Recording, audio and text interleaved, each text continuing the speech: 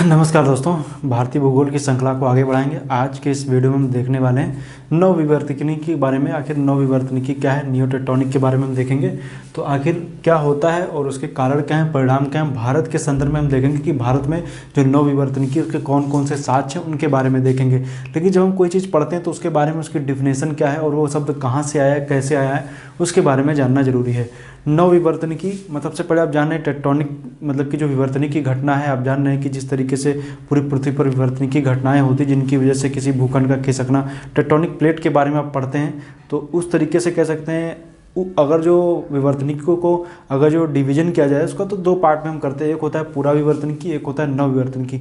भारत के संदर्भ में हम पूरा विवर्तनिकी में देखेंगे तो बहुत से में पर्वत बनते हुए दिखते हैं, चाहे वो अरावली हो या फिर उसके बाद हम देखेंगे तो चाहे पूर्वी घाट का एरिया हो, चाहे पश्चिमी घाट का हो, सतपुड़ा हो, विंध्याचल हो। इन सबको अगर हम देखेंगे तो ये सब कैसे बने, ये सब विवर्तनिकी घटनाओं की वजह से बने। लेकिन जब काफ़ी पुराने समय की बात करेंगे तो उनको हम पूरा विवर्तनिकी कहेंगे। लेकिन अगर जो नवीन की बात करेंगे, जो वर्तमान समय में देखें तो वो हो रहा है तो उसको हम लोग बोलेंगे नवविवर्तनिकी की। अगर जो वर्तमान में जो घटनाएं हो रही उनकी हम बात करें। लेकिन पुराने और नए के बीच में अगर हम डिफरेंस बताएं कि आखिर पुराना कब था, नया कब था, उसके बीच में हम देखेंगे तो उसको हम लेंगे प्लेस्टोसीन काल में। अर्थात अगर जो हम बात करेंगे विवर्तनिकी को तो पूरा विवर्तनिकी में हम देखेंगे तो प्लेस्टोसीन काल से पूर्व का जो समय था उसको हम लोग बोलते हैं पूरा विवर्तनिकी। और प्लेस्टोसीन काल से लेकर के उसके बाद तक का समय जो है उसको हम लोग बोलते हैं नवविवर्तनिकी। लेकिन नवविवर्तनिकी की घटनाएं होती क्यों हैं उनकी हम बात करेंगे। विवर्तनिकी की बात करें नवविवर्तनिकी तो उसके कारण और परिणाम की अगर जो हम बात करेंगे। लेकिन नवविवर्तनिकी शब्द का जो जिक्र था वो व्लादिमीर ओब्रुचेव ने दिया था। ओब्रुचेव 1948 में। ज़्यादा इंपॉर्टेंट नहीं, याद रखना चाहें तो रख लीजिए। लेकिन अगर जो कारण और परिणाम की बात करेंगे तो नवविवर्तनिकी की घटनाओं के कारण क्या हैं, उनके परिणाम क्या हैं। तो कारणों की बात करेंगे हम लोग तो हमें भ्रंश, भूकंप, ज्वालामुखी, भू आकृति में परिवर्तन और सुनामी, मतलब कहीं पर कोई भ्रंश बन रहा है उसकी वजह से हमें नवविवर्तनिकी के प्रमाण मिलते हैं और उसके कारण भी हैं। इसकी वजह से वैसा दिखता है और परिणाम भी वही है कि नवविवर्तनिकी की वजह से हमें भ्रंश दिखते हैं। भूकंप की कोई घटना हो रही है, जैसे एग्जाम्पल के तौर पर भुज का भूकंप हो या लातूर का भूकंप हो। हालांकि लातूर के भूकंप को इसे रिलेट नहीं करेंगे, लेकिन महाराष्ट्र के आसपास के क्षेत्र या फिर जैसे हिमालय के क्षेत्र में भूकंप आए दिन आते रहते हैं। ज्वालामुखी वगैरह कोई हो, जैसे एग्जाम्पल के तौर पर भारत में बैरन द्वीप वगैरह हो। किसी भू आकृति में परिवर्तन, भू आकृति में परिवर्तन का मतलब है कि हो सकता है कि कोई भू आकृति ऊपर की ओर उड़ जाए, कोई भू आकृति नीचे की ओर धंस जाए। तो ऊपर नीचे कुछ भी हो सकता है और भू आकृति का खिसकाव हो सकता है, कोई पर्वत बन के निकल आए, हो सकता है कोई द्वीप डूब जाए। तो नवविवर्तन की घटनाओं में ये सब हमें देखने को मिलता है। और सुनामी भी आती है, जान रहे हैं कि सुनामी वगैरह आती है, उसके पीछे भी एक तरीके से कह सकते हैं नवविवर्तनिकी का हाथ है या फिर किसी वजह से सुनामी आ रही है। तो मैंने बताया आपको कि हम लोग क्या करते हैं कि अगर जो विवर्तनिकी को पूरा विवर्तनिकी और नवविवर्तनिकी में डिवाइड करते हैं। पूरा विवर्तनिकी प्लेस्टोसीन काल से पूर्व और नवविवर्तनिकी प्लेस्टोसीन काल के बाद का समय जो है उसको हम लोग नवविवर्तनिकी में रखते हैं। इसके बाद हम देखेंगे। लेकिन ओवरऑल अगर जो देखा जाएगा तो भारत में जो नवविवर्तनिकी की जो बात हो रही है, क्योंकि इंडियन ज्योग्राफी की श्रृंखला की बात हो रही है तो उसमें नवविवर्तनिकी की जो घटनाएं हैं उनको हम देखेंगे भारत में। वैश्विक स्तर पर देखेंगे तो आपको दिखेगा ग्रेट रिफ्ट वैली अफ्रीका की, वहाँ पर भी नवविवर्तनिकी घटनाएं देखने को मिलती हैं। जो आप देख रहे हैं ग्रेट रिफ्ट वैली वाई के शेप में जो आपको दिखती है, उसी तरीके से भारत में भी देखेंगे तो उसी तरीके से भारत में नवविवर्तनिकी घटनाएं में देखने को मिलती हैं। लेकिन जो नवविवर्तनिकी घटनाएं भारत में हो रही है उनके साक्ष्य क्या है उनके बारे में बात करेंगे। तो भारत में नवविवर्तनिकी जो होगी वो प्लेटों के संचलन के ऊपर डिपेंड करती है कि आखिर प्लेटों के संचलन के आधार पर हम देखेंगे तो वो किस तरीके से हो सकती है। वो वर्टिकल या ऊर्ध्वाधर हो सकती है या क्षैतिज हॉरिजॉन्टल हो सकती है। तो प्लेटों का संचलन कैसे होता है, मतलब कि कह सकते हैं कि जो भारत में नवविवर्तनिकी या तो ऊर्ध्वाधर हो सकती है या तो क्षैतिज रूप से हो सकती है। तो अगर जो ऊर्ध्वाधर की बात करेंगे तो उसमें हम उत्संवलन मतलब ऊपर की ओर उठना, अवसंवलन मतलब नीचे की ओर, अपराइजिंग, डाउनरैपिंग, इनमें हम देखेंगे। तो उत्संवलन और अवसंवलन मतलब ऊपर की ओर उठना, नीचे की ओर जाना। मतलब कि अगर जो ऊर्ध्वाधर हो रहा है मतलब अगर जो वर्टिकल हो रहा है तो ऊपर से नीचे, नीचे से ऊपर, दोनों तरीके से होगा। उनके साक्ष्यों के बारे में हम देखेंगे तो कौन कौन से साक्ष्य हमें देखने को मिलते हैं। उसमें हो सकता है पश्चिमी भारत में हम देखेंगे तो उत्संवलन मतलब कि अगर जो किसी भूखंड का ऊपर उठना, आप जान रहे हैं कि कोई भूखंड का ऊपर उठना, तो ऊपर उठने के साक्ष्य हमें कहाँ पर देखने को मिलते हैं, वो हमें देखने को मिलते हैं पश्चिमी भारत के क्षेत्र में। पश्चिमी भारत के क्षेत्र में आप जान रहे हैं कि जब ये इंडो ऑस्ट्रेलियन प्लेट जब यूरेशियाई प्लेट से टकराने की वजह से ये हिस्सा ऊपर की ओर उठ गया, अर्थात पश्चिमी भारत जो है वो ऊपर की ओर उठा हुआ है। इसी उठे होने की वजह से देखेंगे तो जितनी भी नदियाँ हैं प्रायद्वीपीय भारत की, वो सब किस तरफ, पश्चिम से पूर्व की ओर बहती हैं, क्योंकि ये वाला हिस्सा ऊपर है, तो ये वाला हिस्सा ऊपर उठा हुआ है। अर्थात उत्समलन कहाँ हुआ, अपराइजिंग कहाँ हुई, पश्चिमी भारत में, और अवसमलन कहाँ हुआ, पूर्वी भारत में। जब ये हिस्सा ऊपर की ओर उठ गया तो इस हिस्से के ऊपर उठने की वजह से ये वाला हिस्सा जो था वो नीचे आ गया, मतलब कि ये ऊपर उठ गया और ये नीचे आ गया। देखिए बात ये होती कि अगर जो मान लीजिए जैसे हम बात करें कि ये दो लाइनें हैं, आप दो लाइनें हैं, तो अगर जो आपको ये लाइन मतलब कि इसकी हम बात करेंगे तो वैसे तो ये दो लाइनें बराबर हैं, लेकिन अगर जो हम बात करें कि इसमें कि कौन सी लाइन, अगर जो हम बात करें किसी एक लाइन को बढ़ा दी जाए, हमें इसको छोटा दिखाना है तो क्या करें, इस लाइन को बढ़ा दें तो ये वाली लाइन अपने आप छोटी हो जाएगी, ठीक है, या तो फिर इस लाइन को घटा दें तो छोटी हो जाएगी। होता नहीं आपकी मतलब कि वास्तविक तौर पे भी अपनी अब लाइफ में आप अपने जीवन में ऐसे लोगों को देखते होंगे जो दूसरों को नीचा दिखा करके अपने को ऊपर उठाते हैं। एक लोग ऐसे होते हैं जो अपने आप को ऊपर उठाते हैं ताकि, और आसपास के लोग अपने आप नीचे हो जाते हैं। तो कोशिश यही करनी चाहिए, अपने आप को ऊपर उठाइए, दूसरे वालों को अपने आप को नीचे हो जाएंगे। तो कहने वालों अपने ऊपर कार्य करिए। इसी तरीके से पश्चिमी घाट का एरिया ऊपर उठ गया तो दूसरा वाला अपने आप उसके नीचे दिखने लगा। लेकिन आप जैसे देखेंगे तो जो ये वाला हिस्सा था, इस तरफ की हम बात करेंगे, जो ये नॉर्थ ईस्ट का एरिया है, यहाँ पर जैसे अराकानयोमा, पेंगुयोमा और यहाँ पर नागा हिल्स वगैरह, ये वाला हिस्सा जो था, ये वाला हिस्सा ऊपर था और इधर ये हिस्सा ऊपर था, तो मध्यवर्ती जो क्षेत्र था वो क्या था, वो नीचे बैठ गया। यहाँ पर देखेंगे इस हिस्से के टकराने की वजह से ये हिस्सा इधर से आया, तो बीच वाला हिस्सा जो था ऑटोमेटिक नीचे बैठ गया।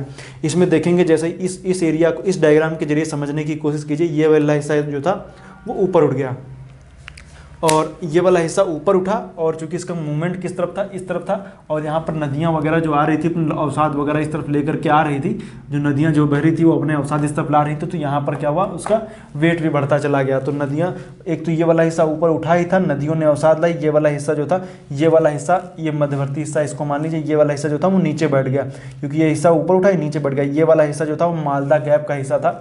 ये वाला हिस्सा पूरा आप ये वाला हिस्सा ले सकते हैं जो आप देख रहे हैं, बांग्लादेश हो या फिर आसपास पश्चिम बंगाल का कुछ एरिया, वो हिस्सा नीचे बैठ गया।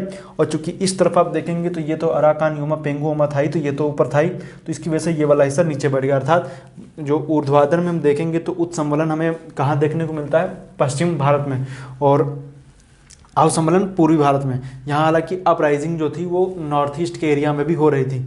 अब आइए देखते हैं इसमें और कौन कौन से आखिर कारण थे। एक है दिल्ली हरिद्वार रिज। आपको मैंने बताया था कि जब भारत अफ्रीका से जुड़ा हुआ था उस टाइम पर, अगर जो भारत में देखेंगे तो प्री कैम्ब्रियन काल में हमें देखने को मिलता अरावली वगैरह, ऐसी अरावली वगैरह पर्वत का निर्माण होता, तो अरावली वगैरह बन रही थी। तो वहाँ पर आप जान रहे थे कि अरावली के बनने के समय में कुछ ऐसी विवर्तनिक की घटनाएं हुई, उसी वजह से तो अरावली बनी थी। तो एक रिज रही होगी जिसकी वजह से, मतलब एक कोई ऐसा विवर्तनिक की घटनाएं हुई जिसकी वजह से वहाँ पर अरावली बनी। लेकिन वर्तमान समय में जब भारत जब यूरेशियाई प्लेट से टकराया उसके बाद के क्षेत्र में हम देखेंगे तो इस वाले रिज में इसके टकराने की वजह से जो ये जिसकी वजह से अरावली वगैरह बनी थी, उसी रिज के सहारे पर आप देखेंगे, उसी के सहारे यहाँ पर एक आपको एक रिज सी दिखती है जिसके सहारे भूकंप वगैरह हमें आज के टाइम पे देखने को मिलते हैं। कि दिल्ली हरिद्वार और उत्तर काशी की ये रिज है जो गुजरात से होते हुए दिल्ली हरिद्वार उत्तर काशी, हरिद्वार से होते हुए उत्तराखंड के उत्तर काशी होते हुए ये रिज जाती है, जिसकी वजह से क्या होता है कि हमें यहाँ पर दिल्ली हरिद्वार के आसपास, अगर जो इस रिज के सहारे, ये वही रिज है जिसके सहारे हमें देखने को मिलता है क्या हुआ था, इसी रिज के सहारे ही हम देखेंगे तो ये अरावली पर्वत श्रेणी वगैरह हमें देखने को मिलती है जो बनी थी उस टाइम पे, बहुत काफ़ी पुराने पर। उसी रिज देखिए थे तो पुराने जख्मी गहरे हो गए एक तरीके से कह सकते हैं। वर्तमान समय में जब ये भारत के टकराने के बाद की स्थिति बनी तो ये जो रिज थी इसकी वजह दिल्ली हरिद्वार उत्तरकाशी रिज में, इसमें भी आपको भूकंप के झटके वगैरह आज देखने को मिलती है। ये रिज ऐसी बनी है कि ऊपर की उठे, उत्समलन हुआ यहाँ पे। शिवालिक का दक्षिणी क्षेत्र में ऊपर उठना, मतलब कि आप जान रहे हैं कि जो ये वाला हिस्सा है शिवालिक को आप देखेंगे तो शिवालिक के दक्षिणी क्षेत्र पर, चूँकि जो ये उत्तर, जो यहाँ पे प्लेट देख रहे हैं, जो ये प्लेट आप देख रहे हैं जो उस तरफ मूव कर रही है उत्तर पूर्व की तरफ जो प्लेट मूव कर रही है, अभी भी मूव कर रही है। इसकी वजह से आप जान रहे हैं कि पहले इस तरीके से, जैसे मान लीजिए आप किसी प्रेशर लगाइए, प्रेशर जैसे अवसाद वगैरह यहाँ पर इस दोनों प्लेटों के बीच में अवसाद थे, अवसाद जो थे वो ऊपर की ओर उठ गए। इसी तरीके से आप समझ सकते हैं, जैसे मान लीजिए किसी आपको टूथ पेस्ट वगैरह जब सुबह सुबह मंजन वगैरह कर रहे होंगे तो आप देखिए जब खत्म हो जाता है तो उसमें ज़्यादा प्रेशर लगाते हैं, ज़्यादा प्रेशर लगाते हैं तो क्या होता है, टूथपेस्ट वगैरह बाहर निकलने लगता है। तो उसी तरीके से टूथपेस्ट की तरह हिमालय पर्वत ऊपर की तरफ निकला और उसकी वजह से हिमालय पर्वत की कई श्रेणियाँ बन गई। अब जाने ना उसमें फोल्ड हो गए, लेकिन वो फोल्ड ऐसा नहीं कि अभी भी उसी तरीके से प्रेशर पड़ रहा है। तो इसकी वजह से वैज्ञानिक वगैरह उनका लोगों का मानना है कि जो आप शिवालिक का दक्षिणी क्षेत्र ले रहे हैं, आप यूपी के सहारनपुर से लेकर के इस एरिया में एक आने वाले ये वाला हिस्सा जो है वो ऊपर उठ रहा है। यहाँ पर आने वाले समय में हिमालय की एक और श्रेणी देखने को मिल सकती है। ये वाला हिस्सा जो है ये यहाँ से लेकर के पूरी बेल्ट जो है वो ऊपर की ओर उठ रही है, ऊपर की उठ रही, तो ताकि आने वाले समय में एक और फोल्ड यहाँ पर देखने को मिल सकता है, एक और फोल्ड देखने को मिल सकता है। घबराने वाली बात नहीं है, ऐसा नहीं कि बहुत अभी हाल ही के दिनों में होने वाला है, इसमें कई हजार वर्ष लाखों वर्ष लगेंगे तब जाकर के ये संरचना बन के निकलेगी। तो उसमें कुछ ऐसा घबराने की वाली की बात नहीं, लेकिन हाँ इसकी वजह से आपको इन प्लेटों के बीच में जो तनाव होता है उसकी वजह से जो भूकंप के झटके महसूस होते हैं उनका तो दर्द झेलना पड़ेगा ही, हो सकता है कभी नुकसान भी हो जाए, लेकिन इस तरीके के भूकंप वगैरह जो हैं वो आते रहेंगे क्योंकि इस पर तनाव बनता है, तनाव की वजह से भूकंप के झटके आते हैं। भूकंप के झटके आने से जो तनाव होता है वो प्रेशर थोड़ा रिलीज हो जाता है, धीरे धीरे ये प्लेट फिर ऊपर की तरफ जाती है, तनाव फिर बनता है, फिर वो आती, ये प्रक्रिया सतत चलती रहती है। इसकी वजह से इस एरिया में भूकंप आते हैं। तो ये तो आप जान गए दिल्ली हरिद्वार रिज हो गई। दूसरा जो हिमालय की रिज मैंने बात की, हिमालय को तो आप जान ही रहे हैं, पूरा जो ये वाली रिज है वो तो एक तरीके से जानते ही हैं आपकी यहाँ पर नवविवर्तनिकी की घटनाएं हो रही हैं। आप यहाँ से ले लीजिए, उधर आप हिंदुकुश से उठाइए, हिंदुकुश से ले करके पूरा ये हिमालय के एरिया को लीजिए और इस तरफ आप दक्षिण की तरफ जो अराकानियोमा, जिसको पूर्वांचल के नाम से इधर जानते हैं, अराकानियोमा, पेंगोमा या इसको ईस्टर्न बाउंड्री थ्रस्ट बोलते हैं, यहाँ से ले करके अंडमान निकोबार होते हुए सुमात्रा तक का एरिया आप ले लीजिए। यहाँ पर भी आपको नवविवर्तनिकी की घटनाएं देखने को मिलती, आने वाले समय में ऐसा होगा। ईस्टर्न बाउंड्री थ्रस्ट या अराकानियोमा सुमात्रा जोन के नाम से इसको जानते हैं। यहाँ पर ले लीजिए, ये वाला हिस्सा पूरा ऐसे ही है। तो यहाँ से पूरा हिंदुकुश से लेकर के जो आप जान रहे हैं, क्योंकि यहाँ पर क्या है कि इस साइड में भी आप देखेंगे तो ये हिमालय का जो हिस्सा ये इस तरीके से मुड़ा हुआ है, इसको सेंटेक्सियल बैंड बोलते हैं। एक यहाँ पर है, दूसरे हिंदुकुश के साइड में है, तो इन दोनों एरिया में है। आप समझ रहे हैं कि यहाँ पर आपको सेंटेक्सियल बैंड देखने को मिलते हैं। बैंड का मतलब यहाँ पर मुड़ा हुआ हिस्सा है, तो उसकी वजह से एक यहाँ से पूरा हिस्सा हिमालय का एरिया ले लीजिए, यहाँ पर भी आपको आए दिन भूकंप के झटके वगैरह ये सब देखने को मिलते हैं और यहाँ पर भी नवविवर्तनिकी की घटनाएं यहाँ पर देखने को मिलती हैं। नवविवर्तनिकी का मतलब यहाँ पर भूकंप के झटके आपको, क्योंकि मैंने बताया ना कारण कौन से परिणाम कौन से, इनमें से कुछ अगर जो हो रहा है नवविवर्तनिकी में तो वो आपको देखने को मिलता है। अभी हाल ही में आया हुआ नेपाल का भूकंप हो या कुछ ही दिन पहले आया हुआ भूकंप हो, नेपाल में ऐसे भूकंप आते रहते हैं क्योंकि ये वाला हिस्सा जो है काफ़ी सेंसिटिव हिस्सा है। इधर आइए बात करते हैं, यहाँ पर आप ले लीजिए तो ये वाला अराकानियोमा, पेंगोयोमा का आसपास का ले लीजिए। क्योंकि भारत का मूवमेंट इस तरफ हो रहा है, इसकी वजह से इस वाले फॉल्ट पे भी जो है थ्रस्ट है, इस पर भी काफ़ी ज़्यादा प्रेशर पड़ा है। इस प्रेशर की वजह से इस एरिया में भूकंप वगैरह, चाहे वो म्यांमार का सान पठार वगैरह ले लीजिए, इस एरिया में भी काफ़ी ज़्यादा यहाँ पर भूकंप के झटके वगैरह आ सकते हैं, आते रहते हैं, इसकी वजह से ऐसा हो रहा है। दूसरा मैंने भी बताया यहाँ पर कि अभी मैंने चर्चा किया था कि जो मालदा गैप का हिस्सा है वो नीचे की तरफ धंसा हुआ है। तो सीधी बात है, जब ये हिस्सा मान लीजिए नीचे धंसा हुआ है तो इसकी एक इस तरफ की बाउंड्री होगी, एक इस तरफ की बाउंड्री होगी। तो अगर इस तरफ की बाउंड्री जहाँ से ये मालदा गैप है, ये हिस्सा जो है यहाँ पर एक फॉल्ट सा बन गया है, तो इसको आप देखेंगे तो ये इस एरिया को ले लीजिए, ये वाला हिस्सा जो है ये भी यहाँ पर भी एक फॉल्ट आपको देखने को मिलता है। अभी हम इसकी चर्चा आगे करेंगे कि आखिर कैसे क्या हो रहा है। तो अभी हम अपराइजिंग की बात कर रहे थे, तो हमने बात किया है ये दिल्ली हरिद्वार उत्तर काशी रीज की मैंने बात की, हिमालय की मैंने बात की और ये अराकानियोमा सुमात्रा जोन की मैंने बात की है, यहाँ पर हमें देखने को मिलता है। दूसरा हम देखेंगे तो अवसंबलन डाउन रैपिंग पूर्वी भारत में हो रहा है, जिसके तहत मालदा गैप बना है और कोसी नदी का मार्ग बदलना। अब आपको जैसे मैंने बताया है कि जब यहाँ पहले मान लीजिए कोसी नदी कहीं यहाँ पर बह रही होगी, यहाँ पर बह रही थी कोसी नदी, मान लेते हैं यहाँ बह रही थी, पहले हो सकता है यहाँ बह रही हो, लेकिन जैसे जैसे यह हिस्सा ऊपर उठेगा नदी की जो मार्ग है वो पश्चिम से पूर्व की तरफ बढ़ता चला जाता है, यहाँ पर आ जाता है। तो इसकी वजह से क्या होता है कि नदी अपना मार्ग बदल रही, अर्थात यह हिस्सा ऊपर उठ रहा है, यहाँ पर ये नदी जो है वो पश्चिम की तरफ से पूर्व की तरफ आ रही है। तो एक तो ये हो गया बैरन और नारकोंडम द्वीप इस एरिया में पाया जाना, मतलब कि वहाँ पर भी एक हलचल वगैरह वहाँ पर भी हो रही, तो इसको भी आप इसमें ऐड कर सकते हैं। मैंग्रोव वनस्पति का 50 मीटर 150 मीटर नीचे पाया जाना। यहाँ पर आप देखेंगे तो मैंग्रोव वनस्पतियाँ वगैरह पाई जाती हैं, लेकिन यहाँ पर नदियों का डेल्टा वगैरह ये सब यहाँ पर जमता रहता है, जिसकी वजह से क्या होता है कि खुदाई की वजह से यहाँ पर 150 मीटर नीचे मैंग्रोव वनस्पति का पाया जाना, अर्थात यहाँ पर काफ़ी ज़्यादा अगर जो नीचे की तरफ हम देखेंगे तो हमें देखने को मिलता है कि आखिर यहाँ पर नदियों के अवसाद जमा किए गए हैं, अर्थात ये हिस्सा नीचे की तरफ धंसा हुआ है, नीचे बैठा हुआ, उसके ऊपर नदियों ने अवसाद वगैरह मलबा ला करके जमा कर दिया, लेकिन ये हिस्सा कभी ऊपर रहा हुआ करता था, लेकिन जब इसकी इधर प्रेशर पड़ा तो ये हिस्सा ऑटोमेटिक नीचे की तरफ धंसता चला गया, और इसके धंसने की वजह से ही हमें आजकल जो मैंग्रोव वनस्पति का जो है वो 150 मीटर नीचे पाया जाना हमें देखने को मिलता है।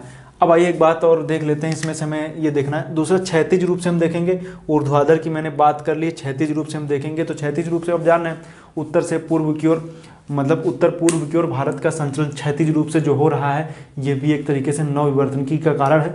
और इन दोनों को सम्मिलित रूप से जब देखेंगे तो प्लेटों के संचलन को जो हम देख रहे हैं उसमें हम देखेंगे कि हमें नवविवर्तनिकी घटनाएं मिल रही हैं। अब इसमें जो मैंने ऊर्ध्वाधर और क्षैतिज की जो मैंने बात की है, इसका मतलब ये नहीं है कि कोई अपने आप में अलग है, दोनों को सम्मिलित रूप में जब हम पढ़ते हैं तो हमें देखने को मिलता है कि प्लेटों के संचलन की हम बात करते हैं तो यहाँ से पूरी घटनाएं जो हो रही हैं हिमालय की ले लीजिए, तो प्लेटों का संचलन क्षैतिज और ऊर्ध्वाधर दोनों रूप से जिम्मेदार है इन घटनाओं के लिए। नेक्स्ट हम बात करेंगे, जो जैसे एग्जाम्पल के तौर पर हम देखेंगे, बात करेंगे भुज कोयना जोन की। यहाँ पर भी आप देखेंगे तो एक हमें फॉल्ट देखने को मिलता है। किताबों में दोनों बातें अलग अलग तरीके से दी हुई हैं, आइए बात करते हैं दोनों बातों को। एक बात बताई जा रही है कि दिल्ली हरिद्वार रिज की वजह से यहाँ पर क्या हो रहा है कि इसकी वजह से एक तो प्रेशर पड़ रहा है, इसकी मतलब कि जब नॉर्थ ईस्ट की तरफ जब ये प्लेट मूवमेंट कर रही तो यहाँ पर तनाव पड़ा, तनाव की वजह से यहाँ पर क्या हो रहा है, भूकंप के झटके इसी तनाव की वजह से यहाँ पर हमें देखने को मिलते हैं। जो भुज के एरिया में जो 2001 में भुज में 26 जनवरी के दिन सुबह सुबह ही भूकंप के झटके महसूस किए गए थे, और कहते हैं अहमदाबाद से लेकर के भुज के आसपास काफ़ी बड़े एरिया में काफ़ी ज़्यादा नुकसान हुआ था। तो उसकी वजह से, क्योंकि इस पर तनाव पड़ने की वजह से भुज के आसपास से भूकंप के झटके महसूस किए जा रहे हैं। दूसरा कारण ये है कि जो आप पश्चिमी घाट का एरिया देख रहे हैं, पश्चिमी घाट का यहाँ से लेकर के कोयना नदी आप सुने ना महाराष्ट्र की, वहाँ से लेकर के ये इस हिस्से को लेकर के यहाँ तक, इस हिस्से में महाराष्ट्र से इस वाले हिस्से में भी एक फॉल्ट जोन बन रहा है, क्योंकि आप जान रहे हैं कि पश्चिमी घाट का हिस्सा कुछ हिस्सा टूट करके नीचे गिर गया था, और उसी तरीके से गिर का मतलब कि पश्चिमी घाट का कुछ हिस्सा जो था वो नीचे धंस गया, कहाँ पर, अरब सागर में। आने वाले समय में ये हिस्सा जब ऊपर की ओर उठ रहा है, इस हिस्सा ऊपर उठने की ओर से यहाँ पर इस हिस्से पे और तनाव बन रहा है। तनाव बनने की वजह से कोयना भुज जोन जो है ये यहाँ पर भी एक और फॉल्ट बन रहा है। आने वाले समय बताया जा रहा है कि ये हिस्सा जो था ये हिस्सा इससे अलग हो जाएगा आने वाले समय में। देखिए इतनी जल्दी कुछ नहीं होगा, वैज्ञानिक सिर्फ अनुमान लगा रहे, होगा या नहीं होगा वो तो खैर आप आने वाले समय आप तो नहीं पता कर सकते हैं, लेकिन आने वाली पीढ़ियां जरूर देखेंगी कि आखिर ये फॉल्ट बन रहा है कि नहीं बन रहा है। तो ये वाला हिस्सा जो है इसकी वजह से, मतलब कि ये हिस्सा जब ऊपर उठा, क्योंकि आप जान रहे हैं ये हिस्सा ऊपर की ओर उठ रहा है, उठने की वजह से जब ये सीधी बात है कि जब कोई हिस्सा ऊपर की ओर उठता है तो उस पर तनाव पड़ता है। जब मान लीजिए मेरा मार्कर है, मार्कर को जब हम एक हिस्से से ऊपर उठाएंगे तो एक कोई फॉल्ट जोन होगा जहाँ पर इस पर सबसे ज़्यादा जब प्रेशर पड़ रहा होगा, और इस तरफ अगर जो वेट ज़्यादा किया जाएगा तो कोई एक ऐसी लाइन होगी जहाँ से मार्कर बीच से ब्रेक हो जाएगा। क्या होगा, एक मार्कर बीच से ब्रेक हो जाएगा, एक लाइन होगी, तो वही लाइन जो फॉल्ट की लाइन है जो वहीं से ही है, क्या होगा कि ये मार्कर बीच से अलग हो जाएगा, और इसी की वजह से यहाँ से लेकर के इस हिस्से में हमें देखने को मिलता है कोयना भुज जोन जो है, यहाँ से ये हिस्सा जो है उससे ये अलग हो जाएगा, ऐसा बताया जा रहा है। तो आप समझ गए होंगे। बाकी जो मैंने ये बताया इस लाइन की भी मैं चर्चा कर देता हूँ, या आखिर ये क्या है। मालदा गैप भी मैंने बताया कि जब ये हिस्सा जो था वो ऊपर की ओर उठ रहा है, ये वाला हिस्सा ऊपर की उठ रहा है, ये हिस्सा नीचे धंस रहा है, यहाँ पर मालदा गैप जो है इस तरह से आता है, और यहीं पर क्या होता है नीचे की तरफ यहाँ पर मालदा गैप में जो ये हिस्सा है जो धंस रहा है, धंसने की वजह से यहाँ पर एक फॉल्ट बन गई है, जो यहाँ से आप देंगे तो मालदा गैप से ले करके इस हिस्से में जो बांग्लादेश से होते हुए इस फॉल्ट लाइन से आकर के मिलती है। आने वाले समय में भी यहाँ पर हमें एक फॉल्ट देखने को मिल सकता है, वो भी काफ़ी बड़ा फॉल्ट यहाँ पर हमें एक इस तरीके से हमें देखने को मिल सकता है। जो आप देखेंगे सिक्किम के पश्चिम से ले करके ये पूरा पश्चिम बंगाल से होता हुआ बांग्लादेश से होता हुआ ये फॉल्ट लाइन है, मालदा गैप की फॉल्ट लाइन है। आप इसको याद रखिएगा, आने वाले समय यहाँ पे भी फॉल्ट मिल सकता है देखने को। तो मैंने आपको बता दिया कि आखिर भारत में नवविवर्तनिकी की घटनाएं कहाँ कहाँ पर हो रही हैं। तो नवविवर्तनिकी की घटनाएं आप देख रहे हैं, ये मालदा गैप का एरिया हो, चाहे वो ईस्टर्न बाउंड्री थ्रस्ट हो, या हिमालय का एरिया हो, या दिल्ली हरिद्वार उत्तरकाशी रिज हो, या कोयना भुज जोन हो, इन जगह पर हमें नवविवर्तनिकी की घटनाएँ देखने को मिल रही हैं। आने वाले समय में इनमें वर्तमान समय में हलचल। अभी देखिए, आप सोच रहे होंगे कि मैंने यहाँ पर उन पुरानी घटनाओं की चर्चा नहीं की है जो विवर्तनिकी घटनाएं पुरानी भारत में हुई हैं।